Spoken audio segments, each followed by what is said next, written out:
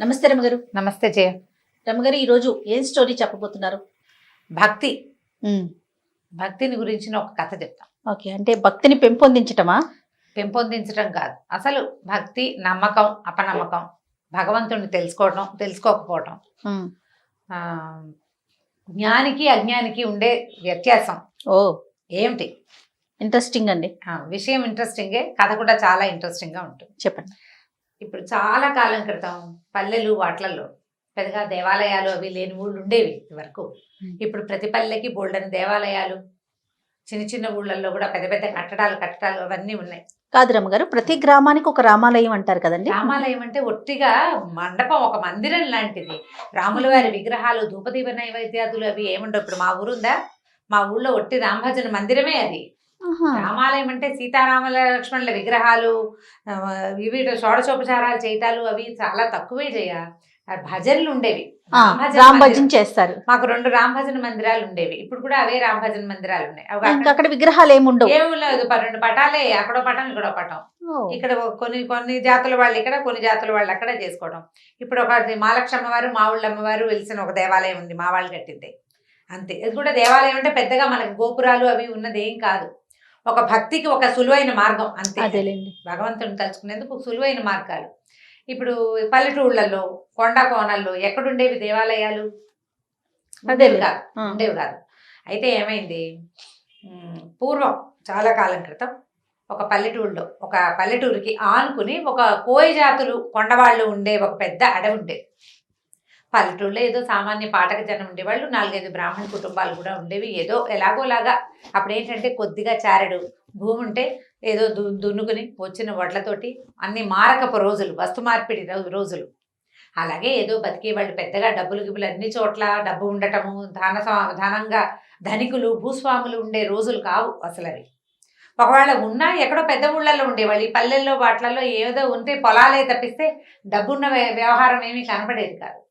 అయితే ఈ పల్లెటూరును అనుకున్న మొన్న అడవి ఉంది కదా, అందులో కొన్ని కోయా కొండ జాతుల వాళ్ళు ఉండేవాళ్ళు.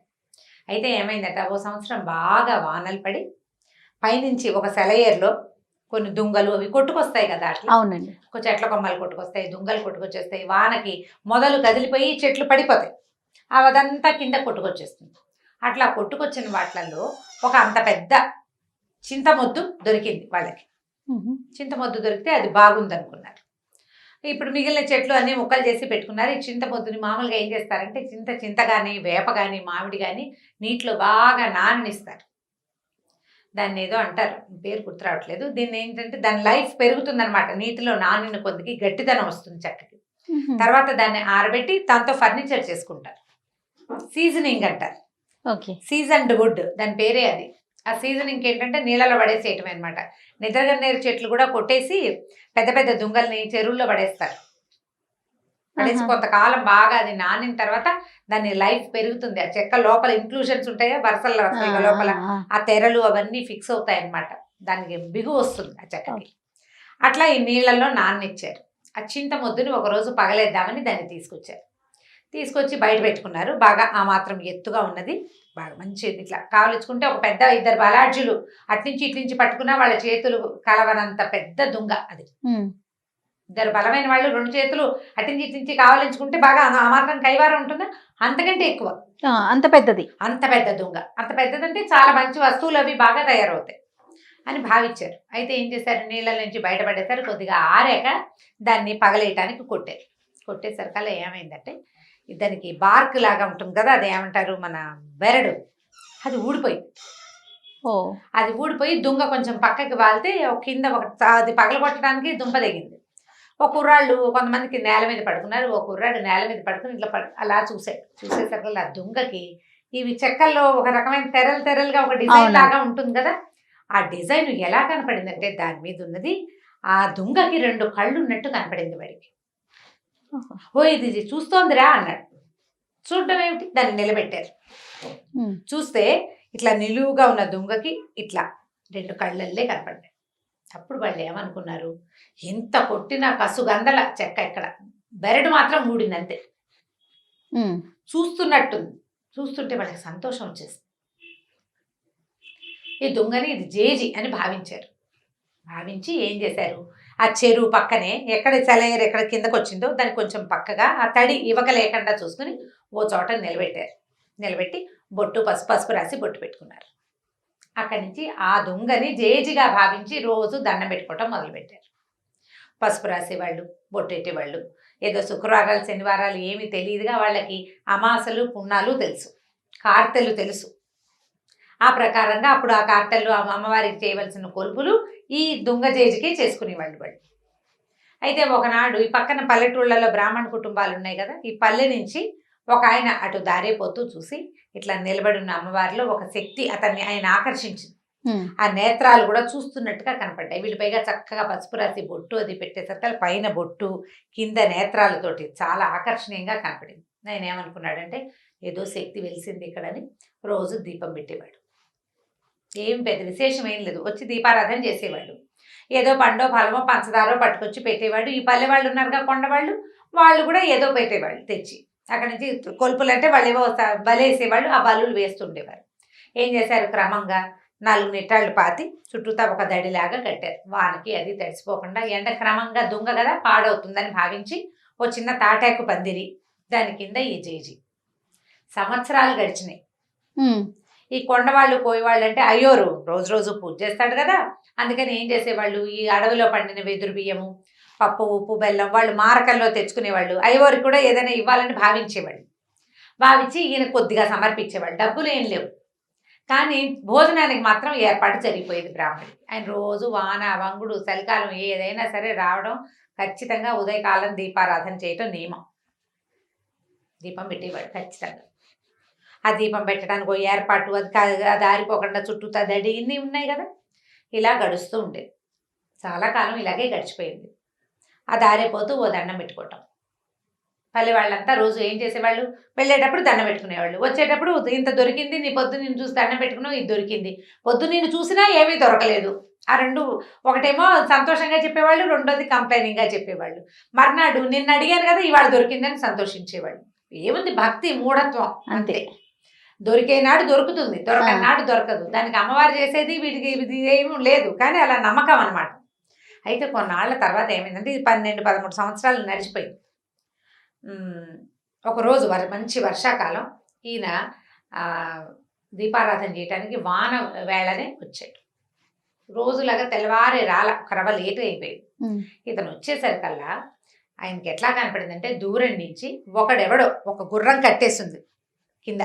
ఈ అమ్మవారి తాలూకు తాటాకుల పాక దగ్గరే ఒక గుర్రం కట్టుంది. గుర్రం బాగా తడిసిపోయింది, ఎప్పటి నుంచో వానలో తిరుగుతోంది. ఒక మనిషి అక్కడ నుంచుని ఉన్నాడు. దూరం నుంచి చూస్తే వాడి పెద్ద ఆజానుబాహుడు, కటువుగా ఉన్న రూపం. వాడి బట్టలు అవన్నీ ఎలా ఉన్నాయంటే మొరటుగా ఉన్నాయి. ఆ రోజుల్లో గుర్రాలు అందరి దగ్గర లేవు, బందిపోటు దగ్గర దొంగల దగ్గర మాత్రమే ఉంటాయని చెప్పుకునేవాడు. వీడెవడో బందిపోటు దొంగ. వాడు అమ్మవారితో ఏదో అక్కడ నిలబడి మాట్లాడుతున్నాడు. ఇటు వచ్చి వెనక్కి వచ్చాడు. అమ్మో వీడు వచ్చేస్తున్నాడు అని చెప్పి ఆయన దగ్గరికి వెళ్ళకుండా దూరంగానే చెట్టు చాటును నిలబడ్డాడు. వాడు ఏం చేశాడు, ఆ గుర్రానికి కట్టి ఉన్న సామాన్లలో ఒక గొడ్డలు తీసుకెళ్ళాడు. గొడ్డలు తీసుకెళ్ళి ఆ గొడ్డలతో ఆ చెట్టుని నరకబోయాడు. ఆ జేజిని, ఆ దుంగని నరకబోయాడు. నరకబోయేసరికి ఆ దుంగల నుంచి ఒక ఆవిడ బయటకు వచ్చింది. అదంతా ఈ బ్రాహ్మణ ఆయన చూస్తున్నాడు. ఇక్కడ ఏం జరిగింది, ఇతను ఒక బందిపోటు దొంగ. 4-5 రోజులుగా దారులు కాచి సంపాదించడానికి ప్రయత్నం చేస్తున్నాడు. ఏ అవకాశము అతనికి కుదరలేదు. పోనీ 4 కట్టెలు కొట్టి ఇంటికి పట్టుకెళ్తే ఇంట్లో వాళ్ళు కాస్త కలుగంజో తాగుతారంటే, వర్షాకాలం వాన విపరీతంగా, ఎక్కడా కట్టె లేదు, ఏమీ లేదు. ఇంట్లో ముసలి తల్లి ఉంది, కడుపుతో ఉన్న భార్య ఉంది, 1-2-3 చిన్నపిల్లలు ఉన్నారు. వాడికి ఆహారం అవసరం ఇంటికి. దొంగే వాడు ఇదంతా చూసి ఎక్కడ అడవిలో దొరక్క తిరిగి వెళ్ళిపోతూ ఈ దుంగను చూశాడు. ఈ కట్టడంలో ఉండి ఏమి తడి అంటూ అంటకుండా ఉన్నది. దీన్ని పగలేసి సగమైన గుర్రం మీద మోసుకెళ్ళిపోతే ఓ సంచి తెచ్చుకున్నాడు. గోన్ సంచి కూడా ఉంది వాడి దగ్గర. తడవకుండా పట్టుకెళ్ళిపోతే పట్నం పట్టుకెళ్ళి అమ్మేసుకోవచ్చు, ఇంట్లో వాళ్ళకి 4 నూకలు వస్తాయి, కాస్త 2 నూకలు కొనుక్కోవచ్చు. ఆ ఉద్దేశంతో అతను ఏం చేశాడు, ఇక్కడ ఏమి ఆ వస్తువు దొరికింది ఏమీ లేదు, పూజ జరుగుతోందని తెలిసింది, కానీ పూజ ఏమిటి దుంగకి, తను చేయడు ఆ పూజ, జస్ట్ చూశాడు అంతే. గొడ్డలు తీసుకొచ్చి నరకబోయాడు. నరకపోతే అందులోంచి అమ్మవారు లేచి బయటకు వచ్చింది. వీడికి కనపడుతోంది. బ్రాహ్మణ ఆయన నిమిత్తలు ఉంచున్నాడు కదా పెద్ద మనిషి. ఈయనకి ఎలా కనపడింది? ఒక చామన్ ఛాయిగా ఎత్తుగా పెద్ద బొట్టు పెట్టుకుని, కొప్పు వెనకాల పువ్వులు అవి ఉన్నాయి, ఏదో ఒక నేర్చీర కట్టుకున్న ఒక నడి వయసు పాటక స్త్రీలాగా కనిపిస్తోంది. కానీ ఖచ్చితంగా దొంగలోంచే వచ్చింది. ఓ అప్పుడు ఆవిడ ఏం చేసింది? ఏరా నాయన ఇట్లా కొట్టేస్తున్నావు, నేను ఎప్పటి నుంచో ఈ దొంగలో ఉన్నాను, ఈ పాటకు జనం అంతా దండం పెట్టుకుంటారా నన్ను, నువ్వు దొంగను కొట్టద్దు నువ్వు అన్నది. అనేసరికల్లా ఆ దొంగ అన్నాడు, నేనేం చేయను, నాకు ఎక్కడ ఏమీ దొరకలేదమ్మా, ఏదైనా ₹1 దొరికినా నిన్ను వదిలిపెట్టి వెళ్ళిపోయేవాడిని, పగలేసి తీసుకెళ్ళాను అనుకో ₹10 దొరుకుతాయి, నేను అందుకే కొట్టబోయాను అన్నాడు. అనేసరికల్లా ఆవిడేమంది, డబ్బులే కదా నేను ఇస్తానని ఆవిడ ఏం చేసింది, ఇంత మూట ఎత్తి వాడి చేతిలో పెట్టింది. గల్లుమంటోంది మూట. దూరం నుంచి మనకి డబ్బుల కట్టలు అవి ఇవ్వడం తెలీదు, తెలిసిపోతుంది కదా. ఈ డబ్బు గల్లు మనటము, ఒక డబ్బుల మూట, చిన్న మూటలు ఉంటాయి డబ్బులు. ఆ రోజుల్లో ఏం చేసేవాళ్ళు, సంచుల్లో వేసి నాణేలు కదా. తెలిసింది అతనికి, బ్రాహ్మడికి అర్థమైంది. ఆ మూట ఎత్తి వాడి చేతిలో పెట్టింది. వాడి వీడికి వంగి వీడి కాళ్ళకి దండం పెట్టి వెళ్ళిపోయాడు. అవురా 12-13 సంవత్సరాల నుంచి అర్చన చేస్తుంటే 10 పైసలు ఇవ్వలేదే నాకు, వీడెవడ గొడ్డలెత్తితే ఇచ్చేసింది. ఇదనమాట మార్గం. ఇదే కదా మార్గం. సరే ఏం చేశాడు, నా దీపారాధన పక్కన పెట్టి ముందు ఇంటికి వెళ్ళిపోయాడు. మళ్ళీ ఊళ్ళోకి వెళ్ళి గొడ్డలు పుచ్చుకొచ్చాడు. గొడ్డలు పట్టుకొచ్చాడు. సరే దీపాన్ని సామాన్లు కూడా పట్టుకెళ్ళి అన్నీ అక్కడ పెట్టి గొడ్డలు ఎత్తాడు కొట్టడానికి. ఎత్తటం ఏమిటి, గంటలు గణ గణ గణ గణ మోగిపోయింది. 1 గంట ఉంది అక్కడ. 1 గంట ఎన్ని గంటలు గానో మోగింది. పెద్ద వెలుగు వచ్చింది ఒకేసారి. ఒక్క పిడుగు పడితే మెరుపు వస్తే ఎలా వస్తుంది, ఆ మెరుపు మనకు కంటి ముందే మెరిస్తే కళ్ళు చీకట్లు గమ్మిపోవు మనకి. పెద్ద మెరుపుల్లే వచ్చింది. ఈ దెబ్బ అసలు ఇట్లా దానికి తగలకుండా, ఇంకా తగల్లా గట్టిగా తగలక ముందే పెద్ద మెరుపు, గంట మోగిపోయింది విపరీతంగా. కళ్ళు కాసపోయినాయి బ్రాహ్మణాయనకి. అమ్మో నా కళ్ళు కనపట్ల, మెరుపు కళ్ళు మిరుమిట్లు కొలిపోయి ఇవి గొడ్డలి పడిపోయింది. కళ్ళు మూసుకుని కింద కోలిపడిపోయాడు. అక్కడి నుంచి లోపల నుంచి అమ్మవారు లేచి బయటకు వచ్చింది. బయటకు వచ్చేసరికల్లా ఏం బ్రాహ్మణాయన, అదేమిటమ్మా నన్ను గుడివాడిని చేసేసావు నువ్వు, ఇందాకటి వాడు కొట్టినప్పుడు వాడికి కొడుతుంటే వాడికి డబ్బు ఇచ్చేవే, ఇన్నేళ్ల నుంచి నిన్ను సేవిస్తున్నాను, నాకు ₹1 ఇవ్వాల, పైగా కొడితే డబ్బు ఇస్తావని నిన్ను కొట్టబోయాను నేను, వాడికి డబ్బు ఇచ్చి నా కళ్ళు పోగొడతావా నువ్వు, నీకు భక్తుడిని కదా, 12-13 ఏళ్ళ నుంచి నిన్ను సేవిస్తున్నాను ఇన్ని సంవత్సరాలుగా అనేసరికల్లా ఆవిడేమందంటే, నిజం నువ్వు నా భక్తుడివి, వాడు నా భక్తుడు కాదు, వాడికి నేను ఉన్నట్టే తెలీదు, నన్ను అమ్మవారిగా భావించి కొట్టలే, వాడు దొంగగా భావించి కొట్టాడు, వాడు అజ్ఞాని, ఇందులో దేవుడు లేడని వాడు అనుకున్నాడు. నీకు తెలుసు నేను ఇందులో ఉన్నానని, నీకు తెలుసు కదా, తెలిసి నువ్వు నన్ను కొట్టబోయావు. భగవంతుడని తెలిసి, శక్తి అని తెలిసి కొట్టబోయిన వాడికి కళ్ళు పోవాలా, ప్రాణం పోవాలా? వాడు అజ్ఞానంతో చేశాడు, వాడికి తెలియదు, అసలు నేనెవరో తెలియదు వాడికి.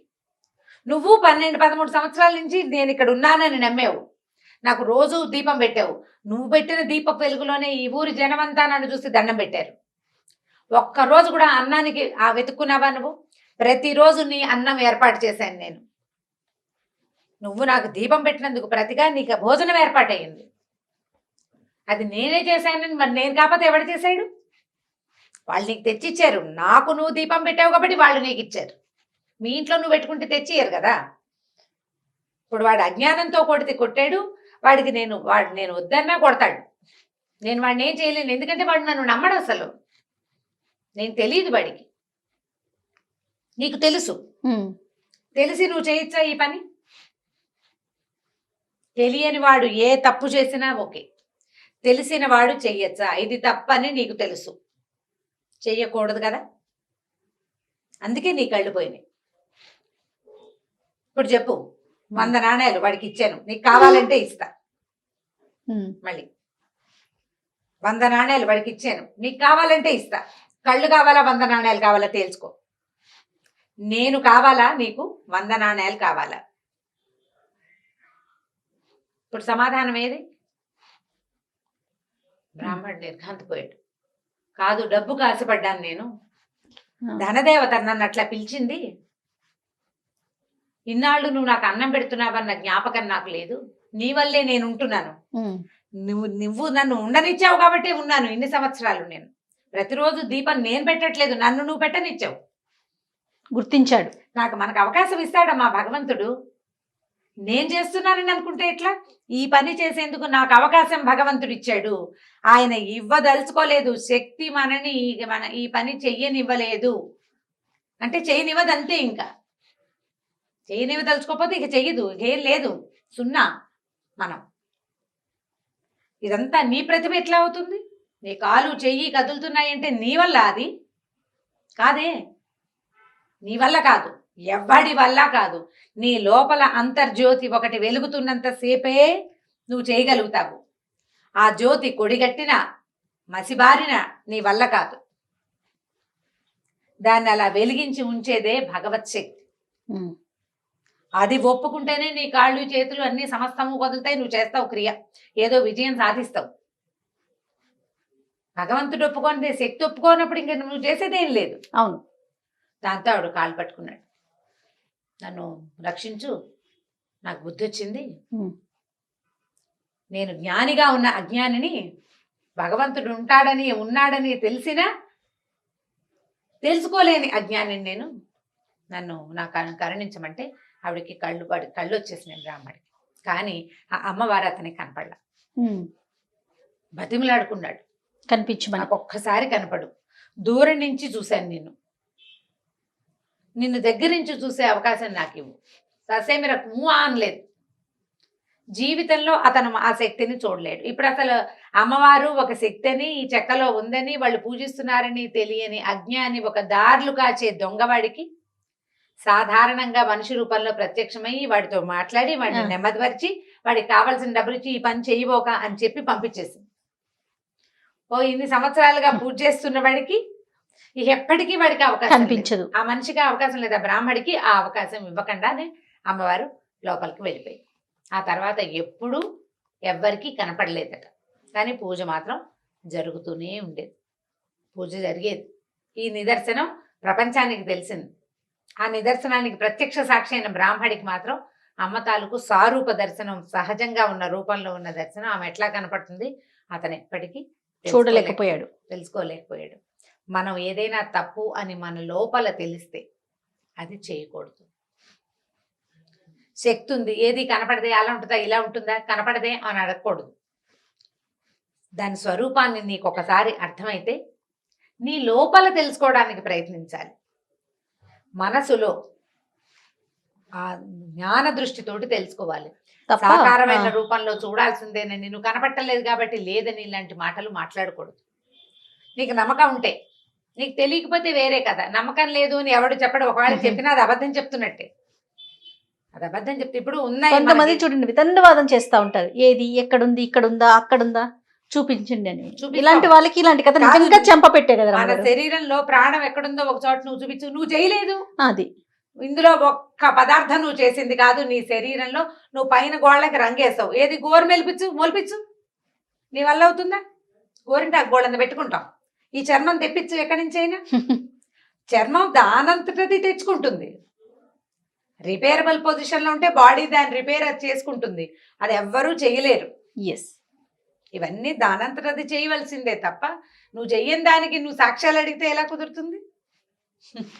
చాలా బాగుంది రమ్మగారు, కథ మాత్రం చాలా అద్భుతంగా ఉంది. అదే నేను చెప్పట్లా, వితండవాదం చేసే వాళ్ళకి నిజంగా చెంపపెట్టు లాంటి కథలు ఇలాంటివన్నీ కూడా. అవును, అద్భుతంగా ఉంది. పిల్లలకి చెప్తానికి బాగుంటుంది, పెద్దవాళ్ళు తెలుసుకో ఇంకా బాగుంటుంది. రైట్ అండి, నమస్తే. నమస్తే. ఈ వీడియో కనుక మీకు నచ్చినట్లయితే లైక్ చేయండి, షేర్ చేయండి. మరిన్ని ఇంట్రెస్టింగ్ వీడియోస్ కోసం మా ఛానల్ని సబ్స్క్రైబ్ చేసుకోండి.